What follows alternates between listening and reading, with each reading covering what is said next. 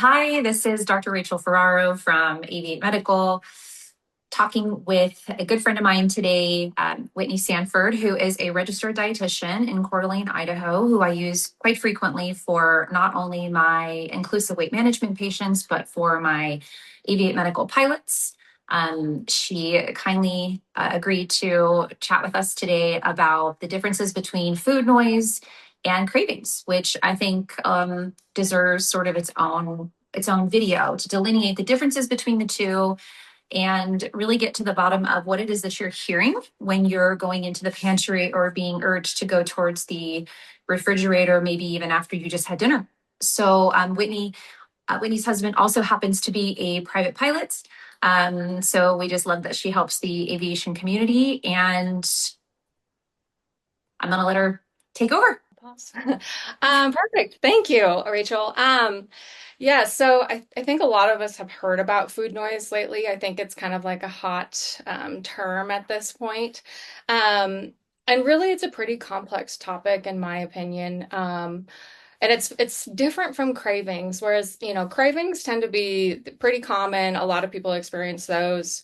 They tend to be somewhat short term. So if you have a craving, you can kind of satisfy that, and then you move on. Whereas food noise can really be pretty persistent, and somewhat intrusive as well. So kind of leading to this preoccupation with food beyond those normal cues and cravings. And so, kind of just constantly having chatter in your head about food, what that next meal is going to be, food that you've had, focusing on, trying to make these different diet changes. So, that would kind of be my opinion, the difference between the food noise and the cravings. And for food noise, I think it's on a spectrum as well. So, sometimes it's kind of on the lower side, and then for some people, it can kind of be pretty extreme.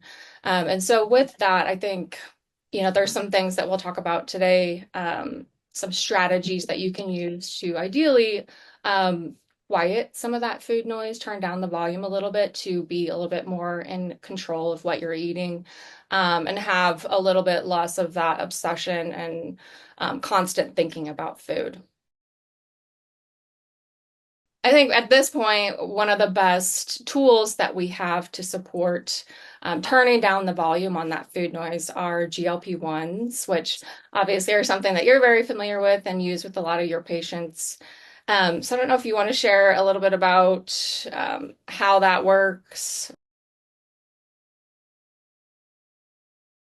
I think running cases is always good because I think our listeners might some of these cases might resonate with them. So I would say one of the first cases I can think of, I have a client who is on the GLP-1 medication, and this kind of goes for just sort of anyone, whether they're on them or not on them. I think food noise is intrusive and can be in any scenario, right? And so she is on a low dose of the medication, and we were talking about titration of the dosing, and which I only do if we're not kind of seeing the weight loss that we should be seeing.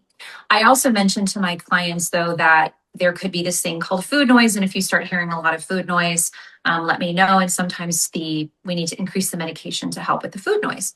Now, what so she was very concerned about the fact that she's like, I'm having all this food noise, and so I said, well, what's different? Or what changed, or what has changed in your entire wellness journey? And she started weight training. And I said, well, wait a minute, so we don't need to ignore all food signals and sort of put them into this silo or this bucket of they're bad. Like all my food, anything that has anything to do with food is bad, so we don't want to do that, especially when we're starting something new like weight training, cardio, whatever it is, because your body is also telling you when it needs something. And so that case was actually one of the first times that I was thinking, I got to talk to Whitney about this because we should talk about this and try to give a little bit of clarity. Now, every situation is different, but with someone who, whether or not they're on the medication, when they start hearing food signaling, we'll call it signaling, whether it's cravings, noise, how do we or how do we approach that in the setting of weight training or a new exercise regimen that somebody might be doing? How do they know when to listen? I think that you're exactly right, that food noise is giving us feedback and information that we need to start looking into, because there are circumstances where the food noise is telling us that, like, there are needs that you need to meet with your food. And then there's sometimes food noise that's not related to your not related to like maybe not getting enough food or not enough protein, something that's maybe like emotional and or environmental or habit based. But as far as when you're doing strength training, um, it's obviously really important when you are doing that to get enough calories and get enough protein to make sure you're maintaining your lean tissue. So we want to make sure you're getting enough there. So I would say like when you're experiencing that food noise, you're doing the strength training, it's important to reflect and think about, okay, what have I eaten throughout the day? Have I had enough meals? Have I had enough protein? And kind of reflecting on that. Some other things to think about would be, if you are training a few days per week, it's likely that your needs are higher. So really being mindful of that and making sure you're fueling intentionally, especially after those workouts. Um, Another thing to consider for that individual would be, if you're not recovering, I don't know if your patient experienced that, like kind of having that constant fatigue and feeling like she wasn't recovering from her workouts. That's kind of a good indicator that that food noise is something that needs to be treated, I guess you could say, or responded to by having some food. Um, and another thing, I guess, would be like if you're losing weight too quickly. So Mhm. that could be a good indicator that, yeah, we're not meeting all of our nutrition needs and need to fuel a little bit more. We are only a couple weeks away from Thanksgiving. I'm actually about to put the Christmas tree up at the hangar. I know it's not even Thanksgiving yet, but I'm like, I'm putting it up. And it is the season of eating. It's like the 2 months of eating, and it's part of your social fiber to enjoy and indulge in eating with your family. And you don't want to go to Thanksgiving dinner and be so worried about, oh my gosh, I can't have this, I can't have that, I can, and the calculations in your brain about the next 2 months and the cookies that are going to come into the office and all the candies and I mean, even Halloween, we kind of started off the season of eating with Halloween, right? You've still got Halloween candy around. And some of my clients are like, what am I going to do? And then New Year's, everyone gets New Year's resolutions and this and that. So you don't want them to just give up until New Year's.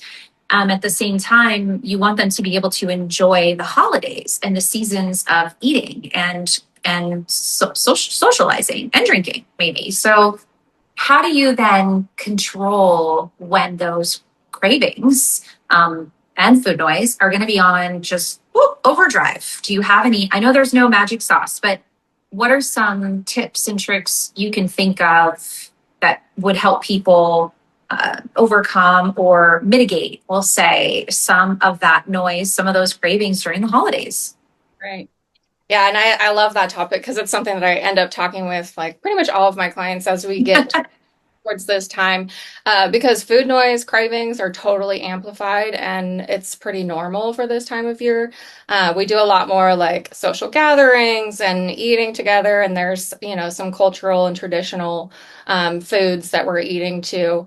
Um, I would say like one of the biggest things that I always recommend is avoid restriction, avoid skipping meals. I think when we get to that point of like, well, I can't have this, if you entered the holidays and you're like, I'm not going to have any sugar for that throughout the holidays, it's just not realistic. It ends up backfiring.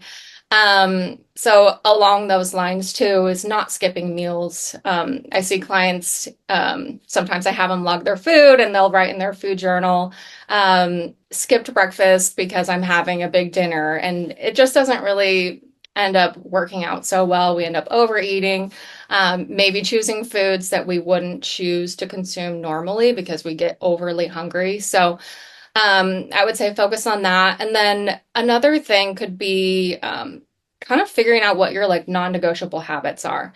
And so rather than thinking about things that you can't or shouldn't do, think about what you realistically can incorporate. So kind of focusing on that addition mindset rather than restriction. So, thinking, I can, at least eat vegetables twice per day, or I can at least get my 100 ounces of water, or I can at least get some exercise in. Kind of having that mindset rather than restriction.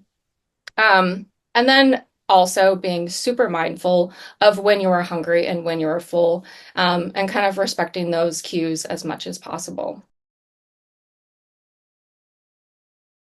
What do you think are, other than the holidays and the weight training, which we've already discussed, which are two things that, one is seasonal, one is situational.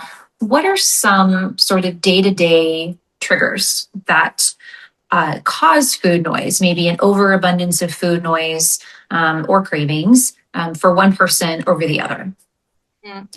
I think there's a lot of things. One of the big ones, and I think I touched on this earlier, is just that extreme restriction. So, and that could be mental or physical. So, like if you are, the physical side would be maybe trying to not have any carbs or like eliminating a complete food group. I think that can lead to excessive food noise. And then also the mental restriction, thinking that you can't have X food or whatever food that might be. Because usually when we are restricting something, then we want it even more. So then that kind of turns up the volume of that food noise there. There's other cues too, as far as like visual cues, which I think happens a lot over the holidays. I talk to a lot of clients that have a bunch of free food in their, cafe or break room at work. A lot of people are bringing in like donuts and treats and stuff like that. And so having that visual cue, can turn up the noise. And some other things that we might not think about would be like not getting enough rest, being overly stressed. Some of those like really strong emotions can increase the food noise. Social situations, so gatherings, or like just being in an environment where other people are eating, that can kind of be a trigger as well. How do you think people can know the difference between actual hunger and just being tempted by seeing something? Or how do you think they should maybe respond in that moment and be more mindful of, I'm hungry, or I'm just thirsty, or that just looks good, or that's a familiar smell? And again, I know there's no perfect answer to this, but what are some, I guess, tricks that you suggest when in differentiating real hunger over temptation? Okay.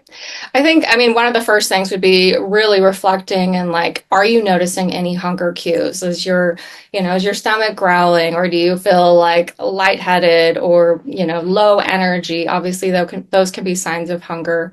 Another big sign is just thinking about back to what you had earlier in the day. Maybe has it been more than 3 to 5 hours since your last meal? If it has, then it might be time for a meal or a snack. Thinking back to that previous meal, and was it balanced? Was it enough nutrition? Was it enough calories? Was there enough protein there? And then I think it's also good to reflect on like hydration. Have you consumed enough water throughout the day? And then, if you kind of go through all of that and you decide that you are going to eat something, at least at that point, then you're not just like an autopilot and just eating to eat, but you're at least being a little bit more aware of the situation, what your fueling has looked like throughout the day, which then allows you to be more intentional with what you choose to consume at that point.